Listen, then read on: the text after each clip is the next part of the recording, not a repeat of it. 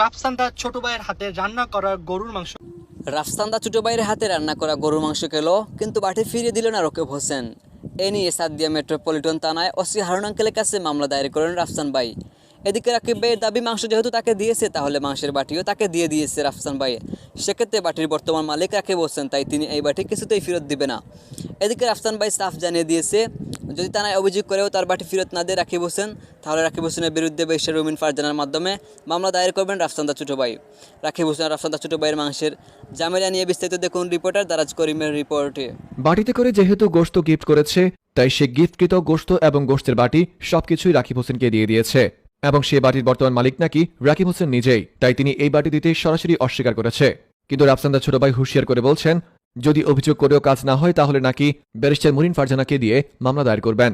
এদিকে রাকিব হোসেনের পক্ষে মুখ খুললেন যুক্তরাষ্ট্রের প্রেসিডেন্ট ডোনাল্ড ট্রাম্প। তিনি বললেন, কাউকে কোনো কিছু গিফট করলে সেই গিফটকৃত সকল কিছুই ওই গিফটকৃত লোকের, তাই আমি সরাসরি রাকিবের পক্ষে।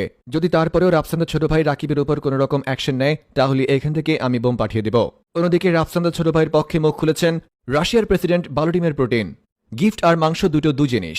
পাশের বাড়ির কোনো খালা যদি আপনার বাড়িতে মাংস দিয়ে যায়, তাহলে কি আপনি মাংসের সাথে বাটিও রেখে দেন? তাই খাবারের জন্য যা দিয়েছে তাই গিফট, আর যে বাটিতে করে দিয়েছে তা পূর্বের মালিকের। তারপরেও যদি রাফসান তার ছোট ভাইয়ের বিরুদ্ধে কোনো অ্যাকশন নেওয়া হয় তাহলে মনে রাখবেন রাশিয়াও চুপ করে বসে থাকবে না।